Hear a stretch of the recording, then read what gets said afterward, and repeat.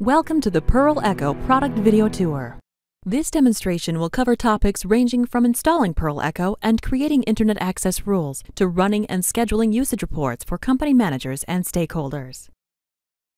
Pearl Echo's employee internet management technology is based on an independent client-server architecture. Users browse the web, check email, chat, and communicate based on access permissions that you set. Actual and attempted activity is echoed back to a resident Pearl Echo server. Informative reports are then automatically generated and distributed to managers and other stakeholders. Unlike competing sniffer solutions, by creating an independent service, Pearl Echo is not affected by high traffic volumes, and unlike competing proxy solutions, Pearl Echo is not circumvented by how users access the internet or where your end users are physically located, be it a remote office, a wireless hotspot, a telecommuter's home, or a salesperson roaming the country.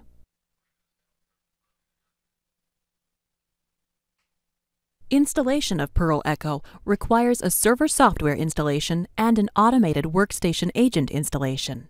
The workstation agent is a zero-maintenance software install. Once installed, all ongoing product patches and upgrades are automatically applied by your Pearl Echo server. Customers frequently ask about server requirements.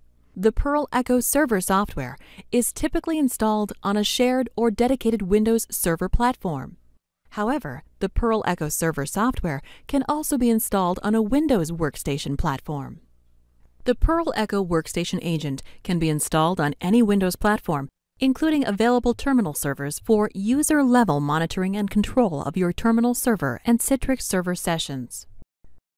If you would like to set internet access privileges based on existing Active Directory user or group names, you should install Pearl Echo server software on a machine that is a member of your domain.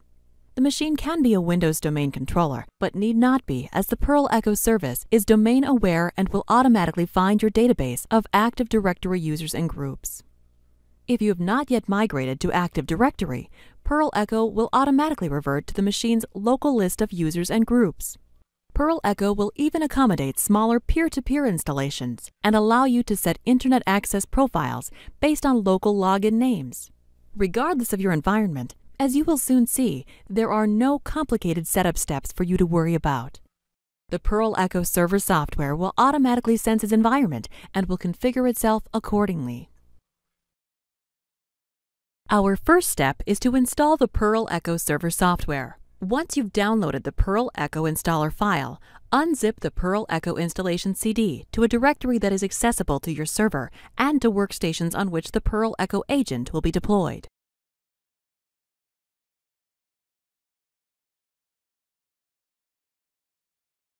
To install the Pearl Echo server software, first suspend antivirus and spyware removal applications. Next, run Setup from the Program Installation folder.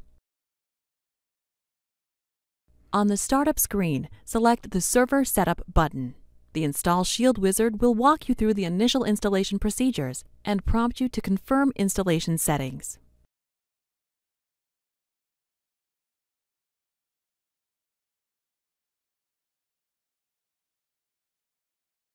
Once installed, configure your antivirus and spyware removal applications to exclude from scanning the Pearl Echo program directory that you just created.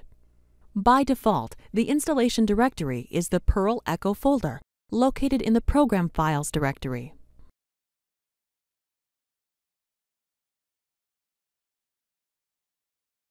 Next, launch the Pearl Echo Administration Console from the Windows Program menu. When the Pearl Echo Administration Console is run for the first time, you will be presented with a Pearl Echo Setup wizard, which will help you configure your Pearl Echo server software. To begin, enter your company name and purchased serial number. For demo installations, select the Demo button to generate a trial activation code at the Pearl software website.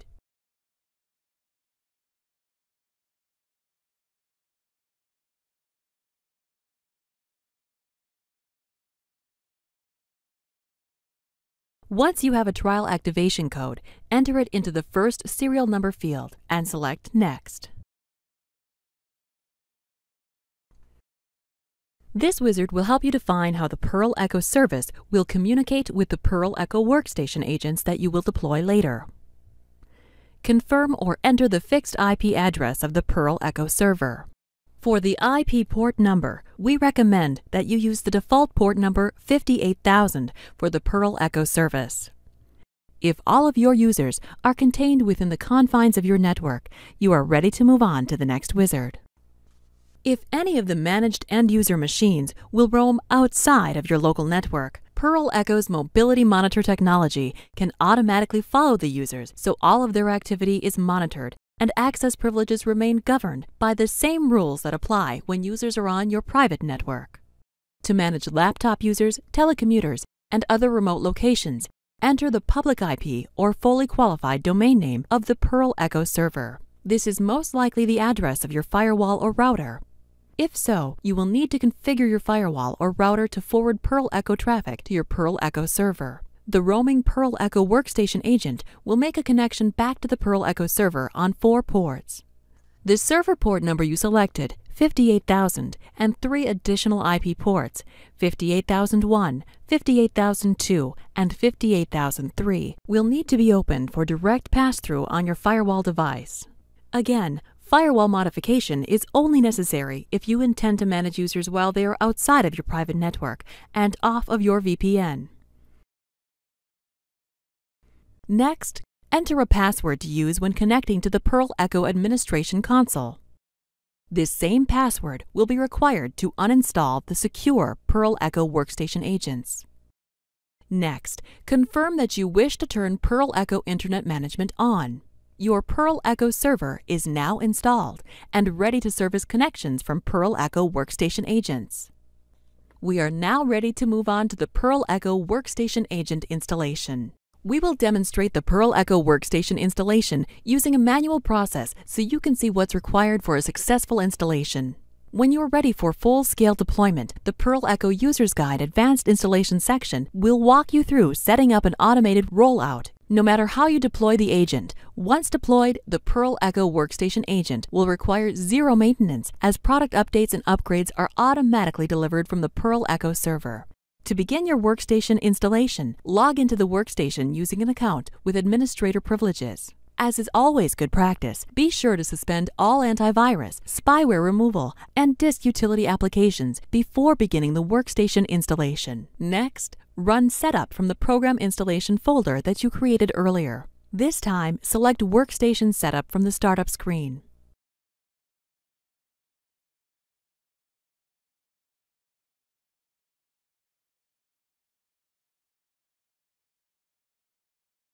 The installation wizard will prompt you for the fully qualified domain name or IP address of your Perl Echo server. This is the same address that you entered when setting up the Perl Echo server software. It is best to use a domain name here, just in case you should ever need to change the location of your Perl Echo server. Confirm or enter the port number that you specified during the Echo server installation. If the workstation will roam outside of your private network, enter the public IP or fully qualified domain name of your Echo server. This is the same public address that you may have entered when setting up the Perl Echo server software. Next, you will need to select a tamper security level. Set to low, Perl Echo will not prevent users from accessing the Internet if Perl Echo workstation agent components have been altered manually or by third-party applications, such as anti-spyware or antivirus software. This is useful on workstations that have become unstable due to viruses, unauthorized applications, or neglect. With tamper security set to medium, Perl Echo will block access to the Internet if Perl Echo components have been altered. This is a default setting and is targeted to well-managed environments. When tamper security is set to high, Perl Echo will block access to the Internet if Perl Echo components have been altered or if access to the Perl Echo service is not available on your server. The Perl Echo service may be unavailable if your Echo server is down for maintenance or unreachable due to connectivity issues. The medium setting is recommended during evaluation. The workstation will perform a test communication with the Perl Echo service and will display the results. If a link can be established, you are now ready to monitor and control Internet access for all accounts on this workstation. If a link cannot be established, make sure software firewalls on the server and workstation are not preventing the Perl Echo agent from communicating with one another. For a list of process names associated with Perl Echo, refer to the appendix of the Perl Echo User's Guide. After rebooting the workstation, browse the web and, if applicable, chat in an instant messaging session and send and receive email. Before moving on to the next section of this video, let's take a moment to discuss managing and controlling access to Terminal Server and Citrix Server sessions. Installation of the Perl Echo Workstation agent is done on your Terminal Server or Citrix Server in a manner that is identical to that which we just saw. Once installed on your Terminal Server, the Perl Echo agent will run in each user's desktop or published session, which will provide you with user-level monitoring and control, even in your server-centric environment, and will do so without noticeable overhead or latency.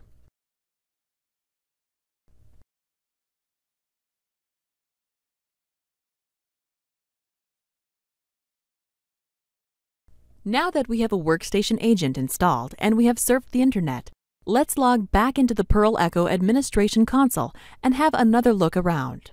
You will be asked for your password that you created during setup. This password is extremely important as it will also be needed to uninstall the workstation software. When you log into the Perl Echo Management Console, select View Users Internet Activity, and you are immediately presented with a log of real-time Internet activity. You can refresh your activity log at any time by pressing the F5 key or selecting the New Log button from the application toolbar. Internet activity is presented to you by source, which is the type of Internet activity being logged. This can be web, FTP, email, news, chat, or IM. The Site column displays the address of the Internet activity being logged. This can be a web or FTP address. It can also be an email address, news group name, chat channel, or instant messaging ID.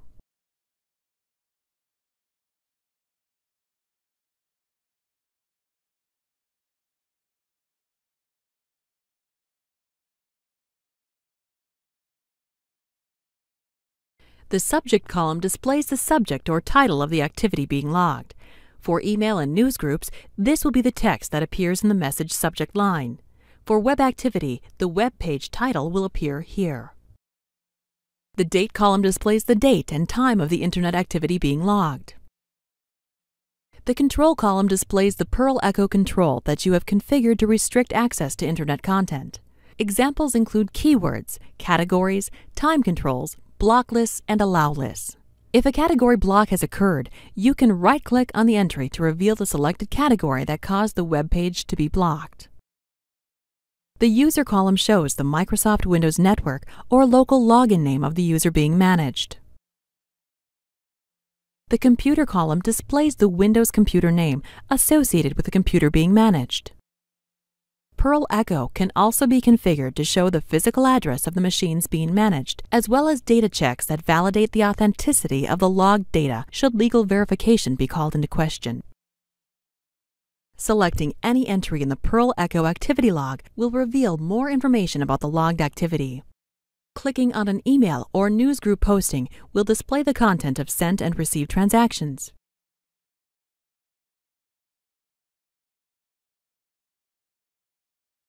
Right-clicking on an email entry will reveal if attachments were sent with the email and even allow you to decode the monitored attachments in order for you to view them from the Perl Echo server. Keep in mind that even though Perl Echo is not a spam filter, Perl Echo will allow you to filter emails. We'll discuss email control later in this video. Clicking on the chat entry will display the text of the captured chat or instant message activity.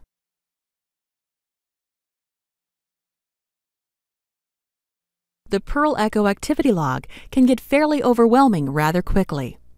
As such, the Perl Echo Command Console includes a variety of tools that help you pair the data to isolate specific transactions. More importantly, however, is the built-in Report Manager that provides you with a means to synthesize all of this data into useful information. We'll cover the Perl Echo Report Manager in detail later in this video. Pearl Echo offers flexible and independent control of each type of Internet activity. Internet control profiles are easily created based on your Active Directory user and group names. If you are not using Active Directory, not to worry. Pearl Echo allows you to create Internet control profiles based on domain users and groups, as well as local login names. There are a number of Internet control strategies available for your use. In our first example, we are going to create an Internet control profile for the group called Shipping. First, we will select the shipping group from the list of available Active Directory groups that the Pearl Echo server automatically obtained from one of your domain controllers. Next, we create the access levels we desire for the shipping group. In this example, we're going to allow members of the shipping group to have access to a handful of websites, no FTP. We will allow all email and news groups, and we're going to block all chat activity. Since our Internet control profile allows the shipping group to access only listed websites, the next step in our profile setup is to define the sites to which users in the shipping group can access. To do so, we simply add the desired sites to the shipping profile's Web Allow list. In this example, we're going to add UPS and FedEx to the Web Allow list. We can also add entries to a Pearl Echo control list by right-clicking on applicable entries in the Pearl Echo activity log.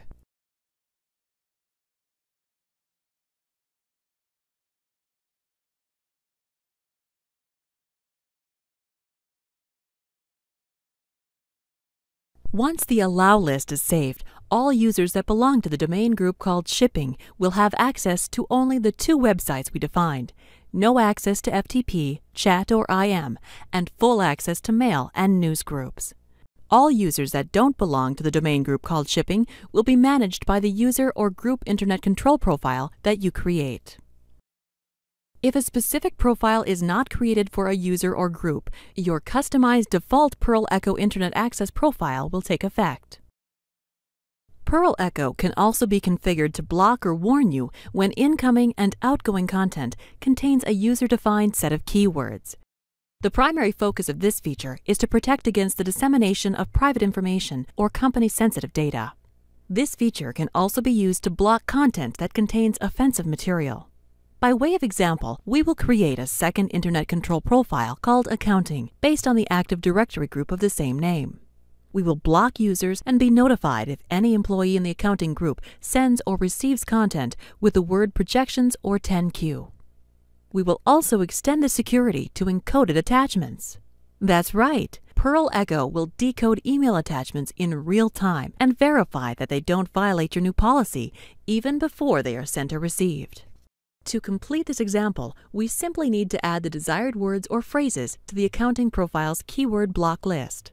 Once the changes propagate to the workstation agent, which typically takes 2.5 to 3 minutes, any violation of this policy will show up highlighted in the Pearl Echo activity log, and the transaction will be blocked.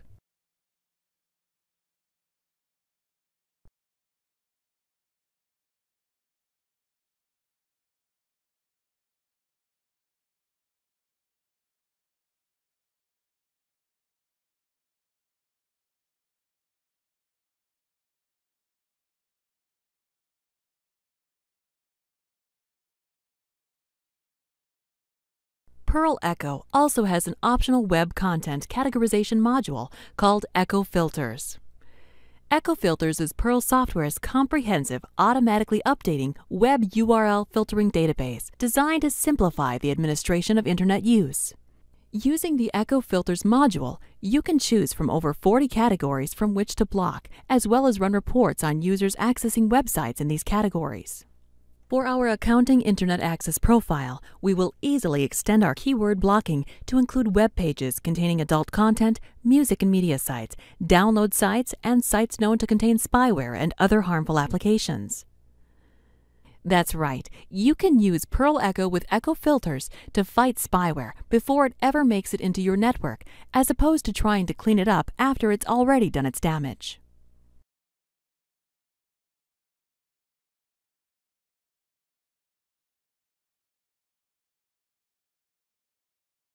Another Internet access control feature for use is Pearl Echo's time controls. To demonstrate time controls, let's go back to our shipping internet access profile and allow employees in the shipping department to have free but monitored internet access during their lunch hour.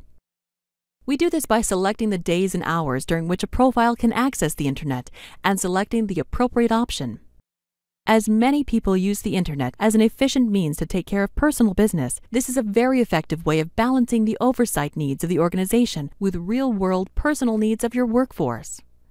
As you see from the screen, you can also completely deny access or provide open, unmonitored access to the Internet Control Profile during various times and days. It should be apparent that there are a number of ways to control access to the various sections of the Internet. A profile's custom controls, echo filters, and time controls can all be used simultaneously and in concert with one another. For example, if a site is not contained in an echo filters category, you can immediately block the site by adding it to your custom web block control list.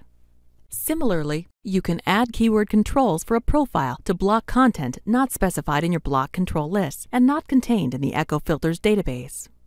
In addition, entries in your Allow control list will override blocks of content specified in all other controls with the exception of time controls. This is useful for allowing access to websites, emails, and other content that may occasionally present iffy material, but do so in a manner that does not violate your Internet Acceptable Use policy. This is also useful to immediately unblock a site that you feel does not belong in an echo filters category.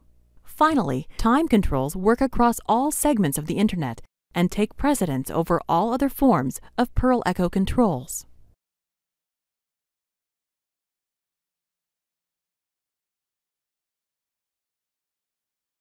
Creating useful and meaningful Internet reports and analysis is done in the Perl Echo Report Manager. When you start the Perl Echo Report Manager, you are first presented with a list of standard reports that can be customized and saved for future use. Over 75 reports are available from the report tree view, including top usage reports, bandwidth utilization, time spent at specific sites and domains, time spent accessing categorized content like sports, shopping, or adult sites, as well as costs associated with Internet usage. To run a report, simply select the report and set the applicable report parameters. For this demonstration, we'll select Cost at Website by User. Next, specify the date range over which your data will be analyzed. We'll set the report to look at Internet activity that occurred during the previous month. Next, select the group of users to be included in the report. For this example, we'll include users in the accounting group. The available groups are based on your Active Directory groups that Perl Echo automatically detects and presents. In addition, you can create custom report groups if you're not using Active Directory, or if you want to group users independently of your AD structure. More on report groups momentarily. Since we are running a cost online report, we'll need to define an average wage to associate with this group of users. For this example, we'll use $20 an hour. The final step in creating this report is defining the data against which the report will be run. There are a number of data sources from which to choose. You can select data from the real-time log of Internet activity. You can also select all the data from your Perl Echo data archive.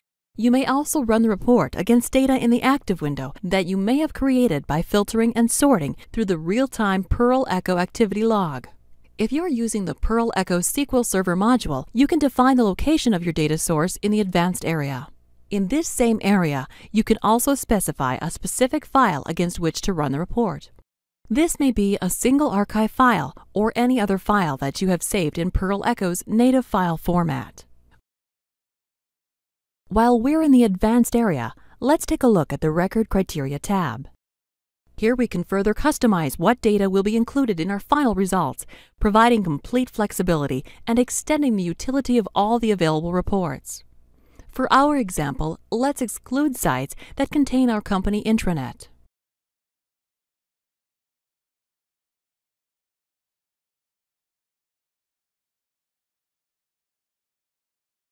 Let's also exclude activity that occurs for employees who get an early start.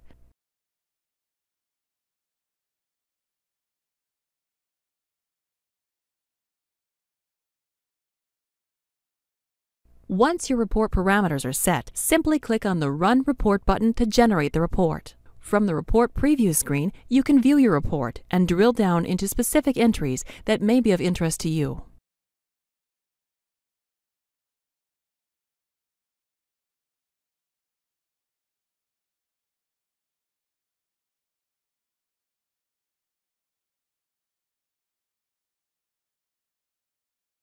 Reports can be saved to any location on your network and emailed to department heads and stakeholders directly from this Report Preview screen.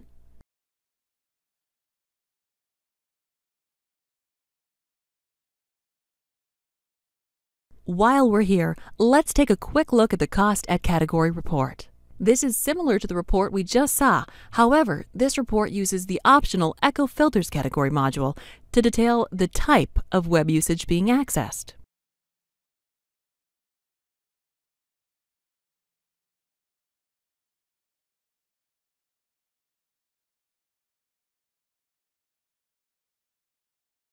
The standard and custom reports that you create can be run ad hoc or scheduled to be run and distributed automatically. Before we review how to automate the report process, let's take a quick detour and review how report groups are created and modified. In the previous example, we ran a report for users in the accounting department. The available users that can be added to a group are gathered from your domain's Active Directory, or in the absence of Active Directory, the server's access control list. You can also manually add usernames or import them from the text file that you create. In this example, we're going to create a group of users that the company's CFO has asked to keep an eye on. We'll call the new group Accounting Watch Group, which will be based on a subset of users that belong to the Active Directory Accounting Group. To do so, first we select the accounting group from the list of domain groups. Next, we add users to our new report group by selecting the users in the Available Users list and moving them to the Selected Users list. Next, we select the Save As button and define our Accounting Watch group. Once the group is defined, it is then available in the Reports tab to be used when defining new reports.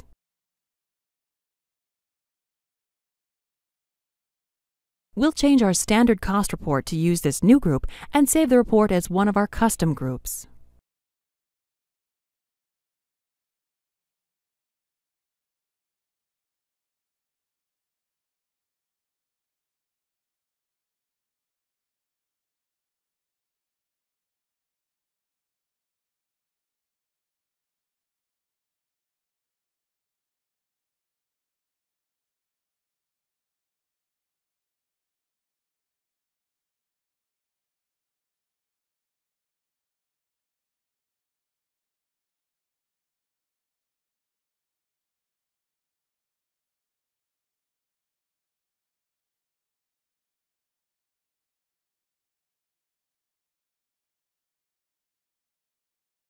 Now that we have a report set up, let's review the steps necessary to automate the reporting process.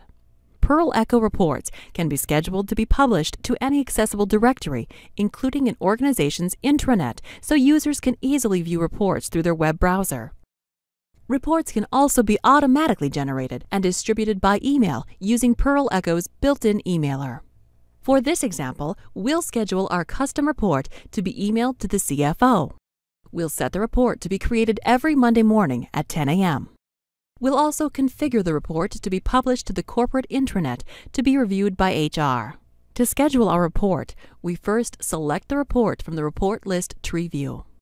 Next, we select Weekly from the Schedule Report dropdown. Choose the day we want to run the report and time of day the report should be run.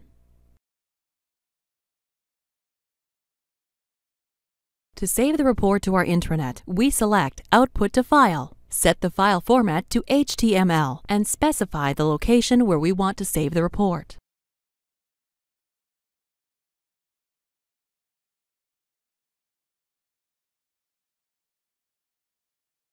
To set the report manager to automatically email our report, select Send via email.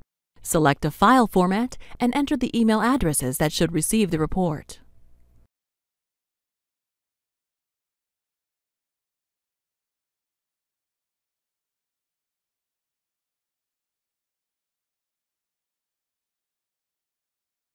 That's it. Reports are now ready to be generated and distributed automatically. Before completing this demonstration, let's review some topics which are common to most users. When you are ready for full-scale deployment, the Pearl Echo User's Guide contains step-by-step instructions for automated rollout using software installation through Windows Group Policy. Installation is done with the provided Windows installer files in conjunction with the included configuration file called servset.ini.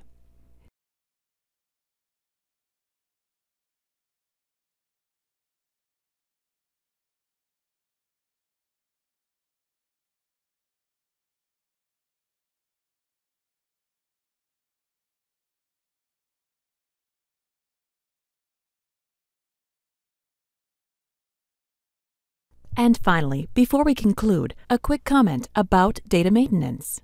Storage capacity varies from customer to customer and is based on your total number of users, the amount of surfing they do, the type of data you are capturing, as well as how long you will maintain your data. A company with 500 users can expect to generate about 2 gigabytes of compressed data per month. You can control the size of the native Pearl Echo activity log by archiving or purging your aged Pearl Echo data. The Pearl Echo service can be set up to automatically perform an archive or purge of the native activity log and its associated cache files. Archive data can be stored to individual daily archive files or appended to a single archive file. Archive data and your current data will remain available as data sources against which you can run your Pearl Echo standard and custom reports.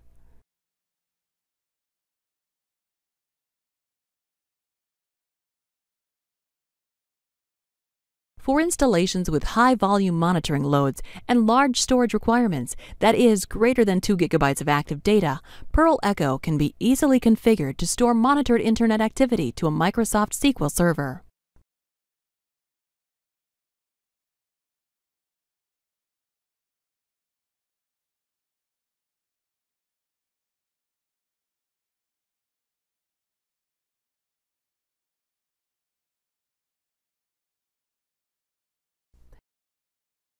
This concludes the Pearl Echo program demonstration. For more detail on these and other Pearl Echo features and to contact Pearl Software, please do so by utilizing the contact information highlighted here.